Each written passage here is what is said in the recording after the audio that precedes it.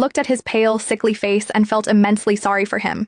I can handle this on my own, Jonah. Leave while you still can. Jonah had always been frail ever since he was young and often stayed home without coming out, yet now he was trying to fight off two grown men by himself. As expected, the two thugs gathered themselves and kicked him to the ground. Candace frowned. Where did this idiot come from? Throw him in the river, too. Even though he was already on the ground, Jonah was still struggling to protect me. I immediately yelled at the top of my voice, Candace, he's Liam's uncle. Are you sure you want to hurt him? Aren't you afraid the Hiltons will come after you? Candace hesitated for a moment. However, she then shrugged and said nonchalantly, I've never heard Liam mention an uncle, and even if he really is Liam's uncle, I'd be doing the Hiltons a favor by getting rid of a sickly bastard like him. They'd be so grateful to me. And do you honestly think that the Hiltons would dare to hold anything against me, the Ashford's true heiress, just for the sake of a poor, sickly idiot? Don't kid yourself. Plus, if you both die, well, it's still up to me to decide what to tell them about how it happened. Jonah was literally on the brink of death on the ground, while I was all tied up with my arms behind my back and could barely even move. I glared at Candace and said angrily, I don't know why you think that I stole your life, Candace Ashford, but I am the real daughter of the Ashford family. I can forget about all the things you've done to me before, but if you dare to do anything to Jonah, I swear I will make you pay with your life. You'll wish you were dead. Candace suddenly looked at me with a pitiful expression on her face and started laughing out loud. Denise Ashford, you really won't give up until the end, will you? I mean, it does make sense. You've enjoyed a life of luxury for so many years. Of course you'd never want to admit that we were switched at birth. But there's no use struggling anymore. I've already had a DNA test done. I know for sure that I am the true daughter of the Ashford family. I stared at her in disbelief. A DNA test? How was that possible? Mom and Dad had died a long time ago. The only children they ever had were Dexter and me. So, how could it be possible that Candace was also their child? However, there wasn't any time for me to press her for more details. The two thugs dragged me and Jonah to the river's edge. It was a very deep river, going down at least 500 feet. There wouldn't be any chance of survival for me or Jonah if we were thrown into it. I was starting to panic because Dexter hadn't arrived yet. I looked around desperately, trying to find a way to escape. Candace immediately knew what I was trying to do. She chuckled and said, I can't believe that you're still trying to think about running away at a time like this. You're such a disobedient little brat. Break her legs before throwing her in the river. One of the thugs immediately grabbed a metal rod and started toward me menacingly. Jonah's head was bleeding after getting beaten up by the thugs. However, he still mustered enough strength to shove the man away. Denise! I'll hold them back. Run for your life. I'm going to beat you to death, you stupid bastard. Let's see you try to play the hero once you're dead. The blonde thug whom Jonah just shoved aside was enraged. He raised the metal rod high in the air and was just about to hit Jonah when a car suddenly swerved to a stop in front of us. Stop! Unless you want to die right now. I looked at our butler, Fred Bronston, as he jumped out of the car. Relief flooded through me when I saw his familiar face. The Ashfords' reinforcements had arrived. The thugs were immediately arrested. Meanwhile, Candace screamed at the top of her lungs, Who are you? What are you trying to do to me? I am the true heiress of the Ashford family. She'd just finished screaming that line when Fred whacked her on the back of her neck, and she slumped into a dead faint at once.